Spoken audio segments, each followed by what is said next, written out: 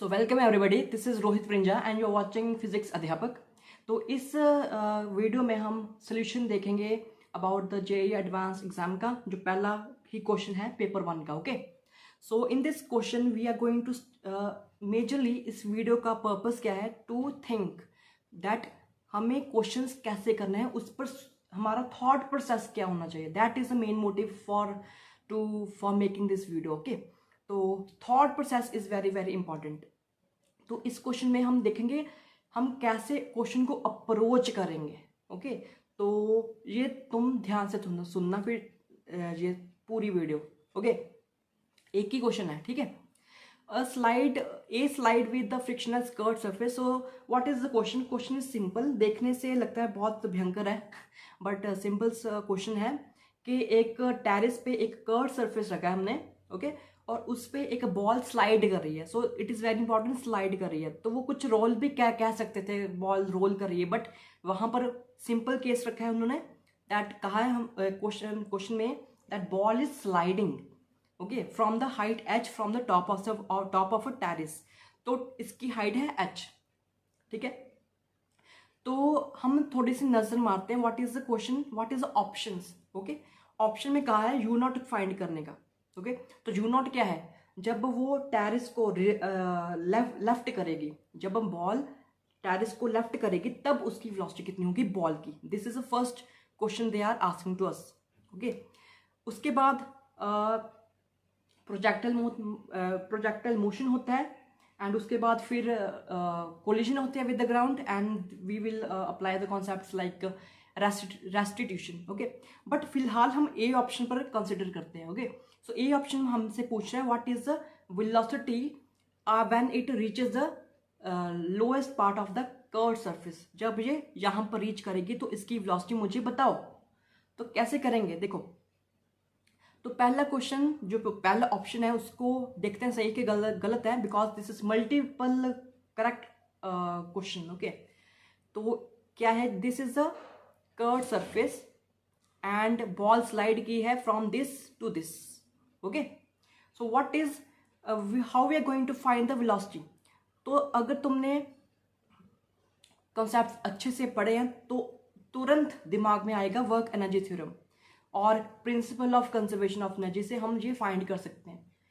तो how we are going to do that, this is half m v square u not square at this point B point, let's say this is B point, and जो top पर point है let's A point.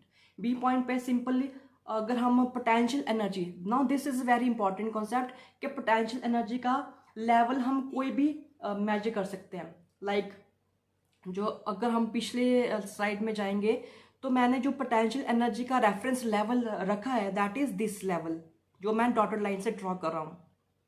Okay, this is I have taken this reference line where the potential energy is as 0। तो हमारी मर्जी होती है कि हम रेफरेंस लेवल पोटेंशियल एनर्जी का कहाँ पर रखें। ओके, तो कैलकुलेशन को आसान करने के लिए मैंने यहाँ पर पोटेंशियल एनर्जी 0 रख दी।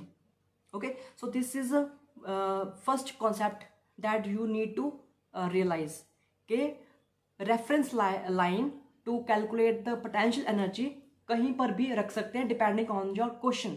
Okay, so therefore at the B point we would have 0 potential energy, only kinetic energy we would have at the B point. Okay, now at the A point we would have only the potential energy because it is released from the point A, so initial velocity was 0, so therefore I would get u naught as root 2gh. Okay, वैसे अगर paper में करेंगे, अगर वैसे तुम्हारा दिमाग खुला है, okay, then you would not take that this much time जितना मैं अभी ले रहा हूँ, इतना टाइम नहीं लोगे। Okay, even you would not do this calculation. Okay, क्योंकि तुमने इतनी बार पढ़ लिया होता है। अगर तुम सीरियसली प्रिपेयर कर रहे हो for the JEE advance exam तो तुम्हारे दिमाग में उसी 1 सेकेंड में तुम्हें option, you would tick mark the A option in just 5 seconds. Okay, ये तो समझाने में टाइम लग जाता है। ओके, तो पिछला ए ऑप्शन यानी कि करेक्ट ऑप्शन है, this is A option is the correct option, x cap. Okay, So it is the correct option. Now we would look for the v as root 2gh. ये collision करने के बाद जो कह रहे हैं हमारे पास वेलोसिटी इतनी आएगी. देखो ये क्वेश्चन इसलिए भी आसान है because B option is incorrect option without calculating. Because अगर तुम v की उसके जब कंपोनेंट्स को रिजॉल्व करोगे, you would get one of the components along the X axis and one of the component along the z axis and both are positive. Okay, so यहाँ पर incorrect B option है because यहाँ पर असली जो आंसर आना चाहिए था ये कुछ ऐसा आना चाहिए था x cap plus z cap, ना कि माइनस z कैप. बिकॉज अगर तुम इसको रिजॉल्व भी करोगे तो तुम देखोगे दोनों कंपोनेंट्स प्लस होने चाहिए, x cap and z cap. तो ये देखने से ही बिना कैलकुलेशन किए बी ऑप्शन हम इनकरेक्ट मानेंगे. ओके, सो सी ऑप्शन देखते हैं. व्हाट इज थीटा 60 डिग्री कह रहा है वो, कि थीटा ये जो थीटा है that this is 60 degree. So let's check it. Okay, whether it is correct और नॉट. देखो अब मोशन आगे बढ़ गया हमारा. अब बॉल ने लिया है पैराबोलिक पाथ लिया है and we are going to find what is the theta. देखो अगर थीटा फाइंड करना है तो हमने एक चीज पता होनी चाहिए that when it will reach the ground it would like hit the ground at some angle theta and it would have two components, one along the horizontal component and along the vertical. Okay, this we know also. And ऊपर point पर जो velocity थी that was u not. अब यहाँ पर एक और concept use होगा that horizontal velocity if there is no resistance, okay, then horizontal velocity, okay, it will remain same. Horizontal velocity will remain same throughout the projectile motion. तो यहाँ पर जो हॉरिजॉन्टल कंपोनेंट होगा that will be u not. और हमने u not निकाला है तो ये कितना होगा root 2gh. That will remain same ना, दैट्स वाई.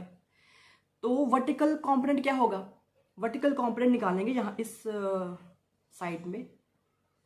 तो वर्टिकल कंपोनेंट देखो, motion along the vertical we would apply this equation v y square minus u y square is equal to 2g 3h. 3h क्यों लगाया मैंने, because this height is 3h given to us, this height is given to us as 3h. तो ये मैंने कर दिया. Now initially there was no initial velocity along the vertical, so this is going to 0 and we are left with Vy as root 6gh. So Vy is root 6gh when it reaches the ground. तो दो component हमें मिल गए. So we can now easily find what is theta using this tan theta. अब tan theta निकालोगे you would realize it is equal to root 6gh by root 2gh and I am getting root 3. So when tan theta is root 3 because when theta is 60 degree we will get tan theta root 3. So theta is 60 degree and it matches with our option number C. Option is also the correct option. D option तुम्हें दिख नहीं रहा होगा. So D option कह रहा है कि D by H1 की वैल्यू आती है 2 root 3. This is the D option and we want to also verify it or to check it कि ये गलत कि सही होगा. देखो A ऑप्शन अभी तक सही हुआ हमारा, C ऑप्शन भी सही हुआ, जस्ट अब D ऑप्शन बाकी हमारा रह गया. ओके, सो D ऑप्शन के लिए हमें D भी फाइंड करना पड़ेगा और H1 भी फाइंड करना पड़ेगा. तो इस लिहाज से दिस क्वेश्चन इजी होने के बजाय बिकॉज कैलकुलेशन थोड़ी सी लंबी हो जाएंगी इसमें. ओके, तो एग्जैक्ट माइंड में आना चाहिए हमें कौन सी इक्वेशन लगानी पड़ेगी इस क्वेश्चन को सॉल्व करने के लिए. So now we will proceed to the D option. So in order to find, let me erase it. No, there is no, I am not getting any option. So अब इसको find करने के लिए हमें देखो D क्या है, D हमारे पास है horizontal distance covered and we know what is the horizontal distance covered. It is simply D is equal to U x component of velocity into time. This is the horizontal velocity, horizontal range. जो d है, this is a horizontal range. And what is ux? हमने find करके रखा हुआ है. This was root 2gh. ठीक है, वो तो सेम ही है throughout the motion of the projectile. और टाइम t, सो टाइम निकालने के लिए भी नो कि टाइम उतना ही लगेगा इसको नीचे आने में जितना एक फ्री फॉल बॉडी को आता है. ठीक है, so this was also the major concept कि जब जितना टाइम प्रोजेक्टाइल को लगता है, जितना टाइम हमारे फ्री फॉल को लगता है नीचे आने में, उतना ही टाइम हॉरिजॉन्टल जो हमने प्रोजेक्ट की है हमारी प्रोजेक्टाइल, उसको भी उतना ही टाइम लगेगा. That is 2 into h/g. So now h is कितना है हमारा h is 3h. Okay, and g, so I will get root 6gh by, okay, so this is root 6h by g. Okay, so just plug the values and I am getting something 2 6 are 12, so I am getting 2 root 3. I can say it is 2 root 3h. Okay, and now we are going to find also the h1. What is the h1 height? This is the height h1 and we need to also calculate it, but it is after the collision. So we need to first go through the concept of coefficient of restitution. Okay, क्योंकि हमें ना उस जो bouncing हो रही है उसके बाद हमें दोनों कंपोनेंट्स की वैल्यूज चाहिए. फर्स्ट हॉरिजॉन्टल की भी चाहिए, वर्टिकल की भी चाहिए. तो यहाँ पर एक और कॉन्सेप्ट है कि after bouncing the horizontal component will not change. It will not change because there is no net force along the horizontal. So horizontal के along कोई भी change नहीं आएगा. So still horizontal even after bouncing, we will still get ux as 2gh. Ux is again 2gh, root 2gh. So we will find what is the net vertical velocity after bouncing. Okay, तो देखो after collision what is the vertical velocity. तो यहाँ पर concept लगेगा coefficient of restitution का. So we know that it is velocity of separation, velocity of separation by the velocity of approach. This is what we know about this formula, and we will take only the vertical component of the velocities. ठीक है, horizontal तो same ही होगा. Okay, so what is E given to us? E is given to us as 1/√3. So 1/√3 we will put it. Okay, and what is the velocity of separation? This is v1. कितनी होगी वो हमने देखो, जब वो rebound करेगी तब उसकी वेलोसिटी कुछ होगी, that I am saying vy. और जब वो अप्रोच कर रही थी तब कितनी वेलोसिटी थी वो देखो. जब वो अप्रोच कर रही थी तब वेलोसिटी थी हमारी, तो तब हमारी वेलोसिटी थी रूट 6gh. देखो रूट 6gh थी. ओके, तो कहाँ पर मैंने लिखा है? हाँ, यहाँ पर मैंने सॉल्व किया था. हाँ, रूट 6gh यहाँ पर. ठीक है, तो before bouncing, before collision, it was having root 6gh vertical velocity. So if we make some calculations, I will get root 2gh. So uy is also root 2gh. ux we know it is still remaining the same as root 2gh. तो दोनों root 2gh same values आई हैं. that means our rebounding जो angle होगा that should be 45 degree. Okay, that means उससे क्या मिल रहा है? that our h1, that is a maximum height, we will write it as uy square sin square 45 degree by g. Okay, और इसको हम ऐसे भी लिख सकते हैं uy sin 45 डिग्री का होल स्क्वायर. ओके, अब ये जो होल स्क्वायर के अंदर है that is nothing but a vertical velocity, जो कि हमारी कितनी आई है? Root 2gh. So I will get 2gh after squaring and by g. So I am getting this says okay, sorry for that, जहाँ पर साइन 45 डिग्री भी आ रहा था, √2gh, जहाँ पर उसका वर्टिकल कॉम्पोनेंट भी I think okay, so this is √2gh/2g भी आना था ना, मैंने फॉर्मूला गलत लगाया। ओके, जहाँ पर एक्चुअली साइन 45 डिग्री नहीं आएगा।